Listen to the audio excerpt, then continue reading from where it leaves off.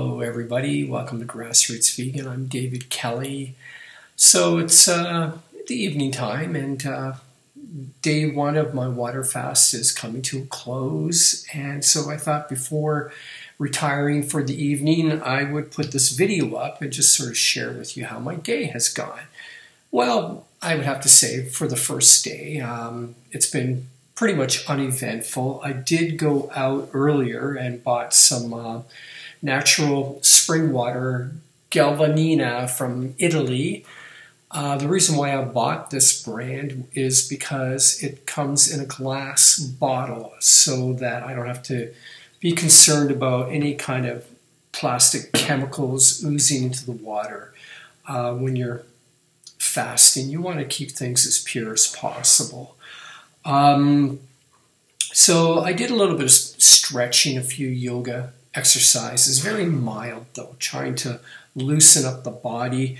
I've been very stiff lately, not as limber as what I used to be, and it's simply because I haven't been doing enough stretching. I've been more into running, cycling, weightlifting, and doing a little bit of stretching, but not enough. And as you get older, it's important to keep as limber as possible. I had a really nice nap this afternoon, and that's the thing about when you're water fasting. You know, it really is a time of resting and just allowing your body to recover and regenerate.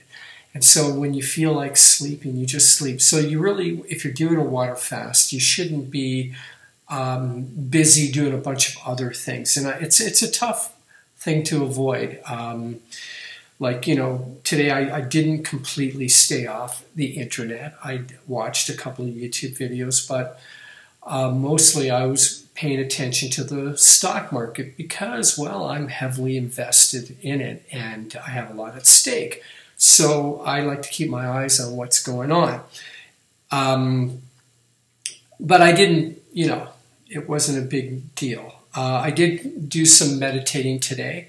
Basically, it was more or less just sitting upright, cross-legged, and with my eyes closed, and not doing a disciplined form of meditation, but more or less just allowing my thoughts to relax and my emotions to subside, and just sitting there and being present. And that was quite nice as well. I think I even kind of dozed off a little bit at one point. In fact, I did.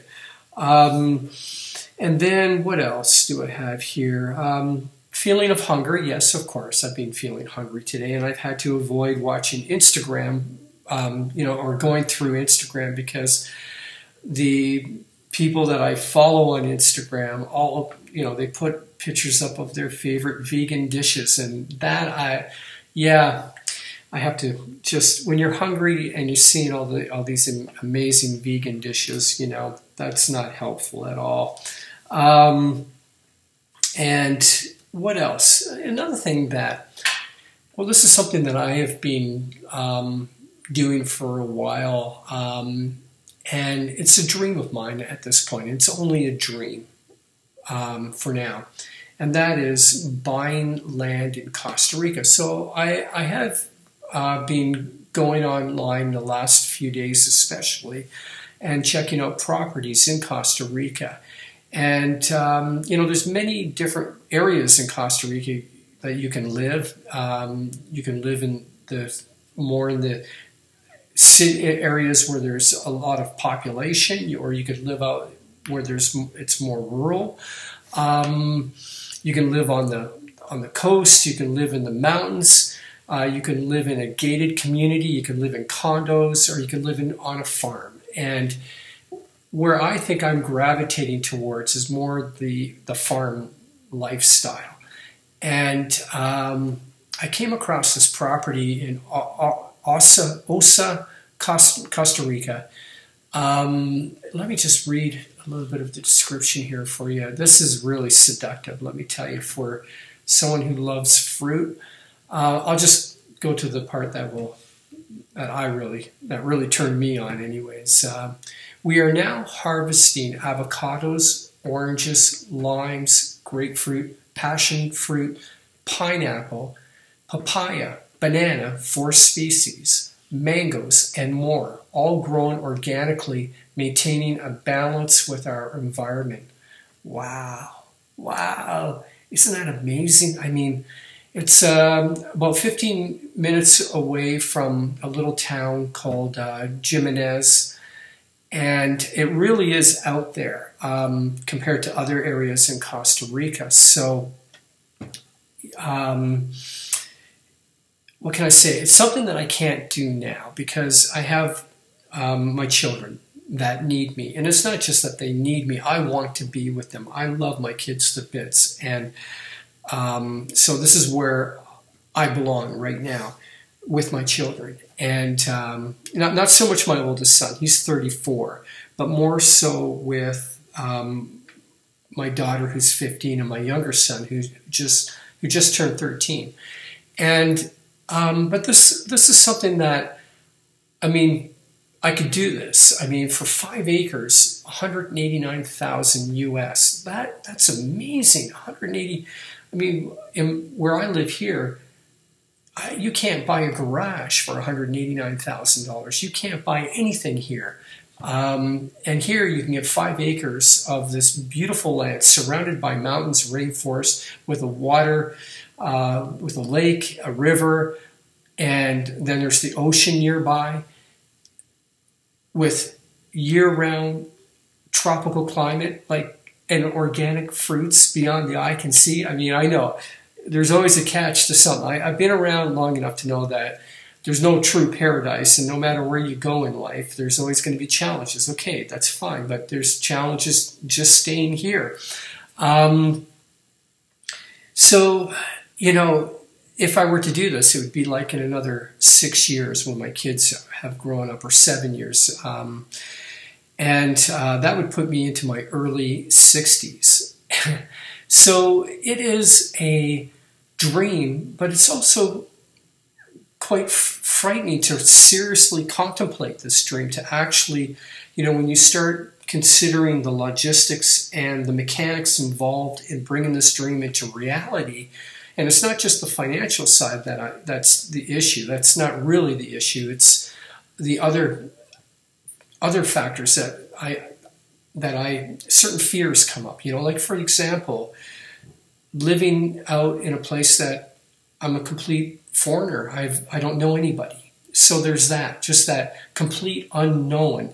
And then, right now I'm single. So moving out to a place like that alone, on my own, that's a frightening proposition as well. And just, will I really be able to make it work? Okay, I don't know anything about farming, and especially with tropical fruits and vegetables.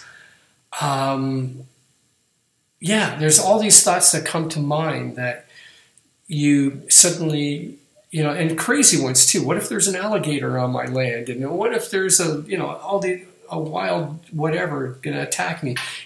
All these thoughts just flood your mind. And, but so for now, it's a seed, it's a thought, it's a dream. I will probably visit. I have never been to Costa Rica, so I think the first step is to go to Costa Rica and go into the area where I may be interested in buying property, and just get a feel for the land. And that's what I probably will do. I might do it this year. I'm not quite sure yet. Anyhow, so what do you think about that? Like the possibilities too of having 5 acres of land where there's an abundance of organic tropical fruits growing. There's a little ranch there, and it's quite charming, but it's small. It's a 2-bedroom with two bathrooms. You do get internet. It's got you get all your services there, so you're not way out there in the middle of nowhere. You are connected, but the possibility of building something there where it could be a place of retreat, perhaps. I don't know.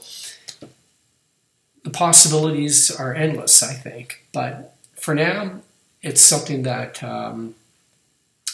it's there. It's in the back of my mind, and it's not going away. So it'll be interesting to see where this eventually goes. If you have any advice on buying property in Costa Rica, I appreciate hearing from you. Leave your comments below. And if you like this video, share it. Give me a thumbs up. And if you haven't already, subscribe to my channel, Grassroots Vegan. Have a great evening, and I will see you in the morning. I'll try to put up a video in the morning when I get up. Okay? Take care.